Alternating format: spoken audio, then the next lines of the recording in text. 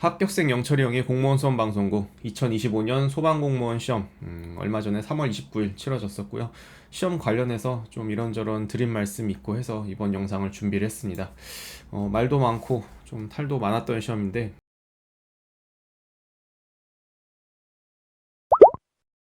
순서는 세 가지로 진행됩니다. 소방공무원 시험 문제점 및 개선점 제안, 게 좀 드릴 말씀인 것 같고요.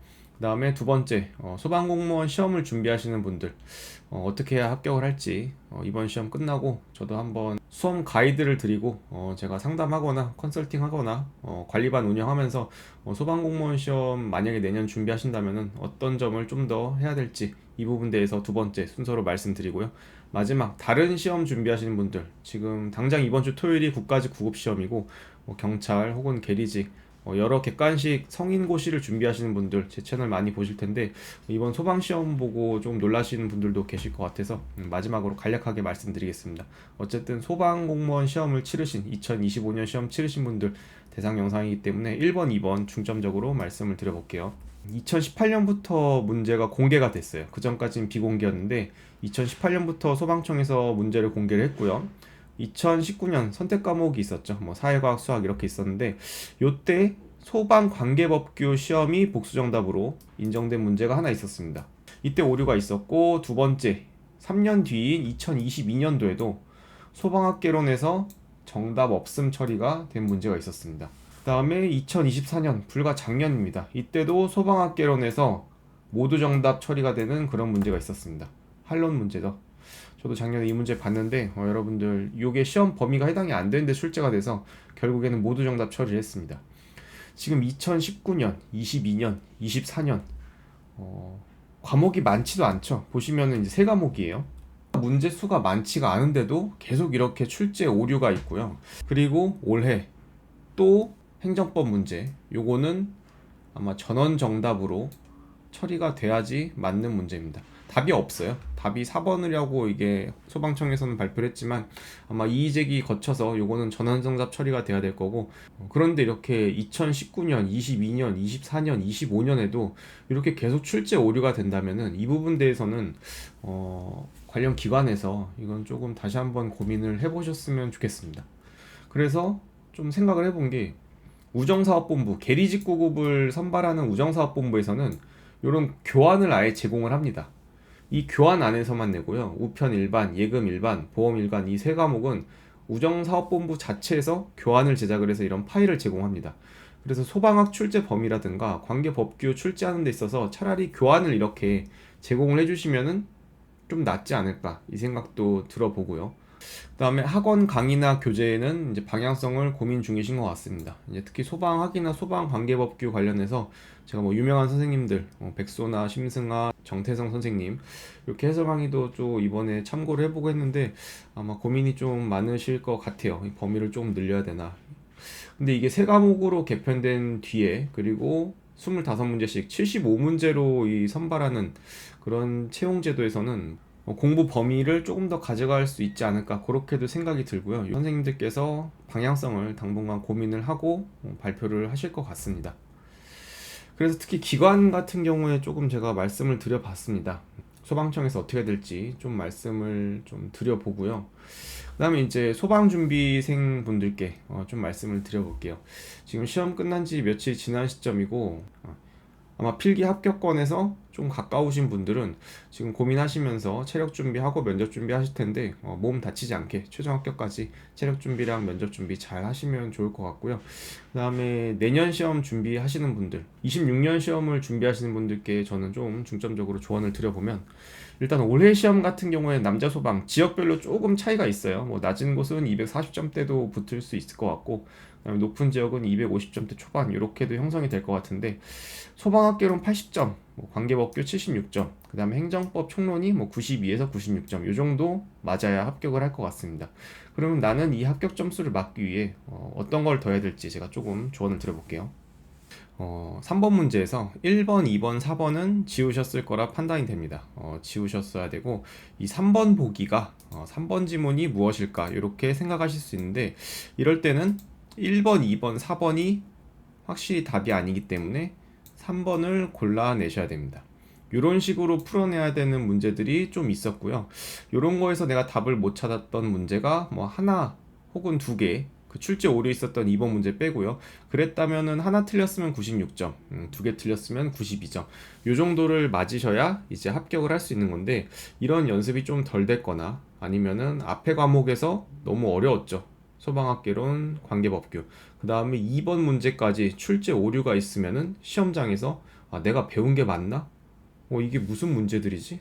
이게 왜 정답이 없는 것 같지? 이렇게 생각이 들면은 3번 같은 지문에서 좀 지워내거나 뒤에 문제에서 속어가 잘 힘들었을 거라 생각이 되지만, 그래도 최대한 조금 내 기억을 잘 살리고 이런 데서 훈련을 좀 하시는 부분이 필요하다고 생각이 듭니다. 합격을 하려면은 좀 시험장에서 이런 마인드 컨트롤이라든가 문제풀이 스킬이라든가 좀 문제들이 어렵거나 지엽적인 것들이 나왔을 때 대처하는 연습을 좀 많이 해야 될 것 같습니다. 물론 이번 시험은 참 그게 힘들었겠지만 이렇게 좀 조언을 드려보고요. 내년 합격을 위해서는 이게 필요하다고 생각이 듭니다. 공부 방법이나 이렇게 앞으로 해야 될 것, 그래서 제가 문제풀이 훈련을 강조를 드렸는데, 아까 행정법 문제를 제가 좀 쉬운 예시로 좀 바꿔봤습니다. 다른 객관식 시험 준비하시는 분들도 이거 좀 잘 참고를 해보시면 좋을 것 같은데요. 이런 문제에서 아까 대한민국의 수도는 서울이다, 쉬우니까 지우고요. 행정법 1번 보기처럼 지우고요. 2번 보기도 미국의 수도 워싱턴 DC다, 쉬우니까 지우고, 그 다음에 4번 보기를 지워야지 3번 보기가 뭔지 몰라도, 우리 카자흐스탄의 수도는 알마티에서 최근에 아스타나로 이전을 했다고 합니다. 근데 이거는 모를 수 있죠. 잘 모르는 나라 이름과 수도일 수도 있는데 1번, 2번, 4번이 확실하기 때문에 지워내고 3번을 골라내야 됩니다. 다른 객관식 법이나 학이나 전공 과목들 이런 식으로 많이 출제가 되는데, 이런 연습이 좀 필요한데, 내가 만약에 2번이 좀 헷갈린다. 미국의 수도 뉴욕 아닌가? 이러는 순간 아마 답을 찾기가 헷갈렸을 거라 생각이 들어요. 그래서 여러분들 빈출되는 기출된 지문의 사실들은 확실하게 내 머리에 각인을 하자, 이렇게 평소 공부할 때 말씀을 드리고요. 그 다음에 이런 문제도 나올 수 있습니다. 루마니아의 수도 생소하죠. 룩셈부르크 생소합니다. 모로코의 수도는 이거 뭐지? 알제리 수도까지 나왔어요. 이런 경우에는 만점 방지용 문제나 남들도 다 틀려서 합격에 지장이 없다, 이런 식의 문제가 몇 개 있을 거라고 생각을 하시면 좋을 것 같아요. 실제 시험장에서 이번에 학개론이라든가 법규 이런 것들이 있었는데, 행정법에서는 사실 이런 것들은 없었습니다. 그래서 행정법이 아까 92점 혹은 뭐 96점까지도 맞아야 합격 점수라고 말씀을 드리는데, 실제로 이런 문제들이, 이런 급의 문제들이 나왔을 때는 그냥 별표를 치고 다음 문제를 차분하게 푸시는 그런 훈련을 많이 해주시는 게 좋을 것 같습니다. 우리 객관식 시험에서는 이런 문제가 등장한다, 내가 열심히 공부를 했고 반복을 했지만 이거는 만점 방지용 문제구나, 틀려도 합격하는데 지장이 없겠구나, 이렇게 생각을 해주시면 되겠습니다. 그런데 이런 1번 같은 거에서 만약에 내가 이게 헷갈린다, 워싱턴 DC가 맞나? 뉴욕이 맞나? 이런 거를 최소화하는 게 우리 합격 점수를 맞는데 필요한 전략일 것 같습니다. 그래서 평소에 이런 훈련들을 잘 해주시면 좋을 것 같고요.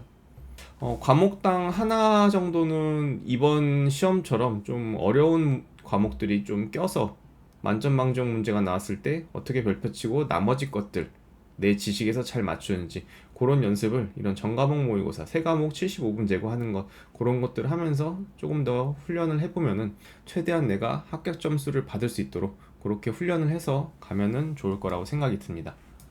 그 다음에 마지막, 객관식 시험을 치르는 모든 수험생분들께 공부 방법 방금 말씀드린 대로 그런 훈련들 잘 해주시면 좋겠고요.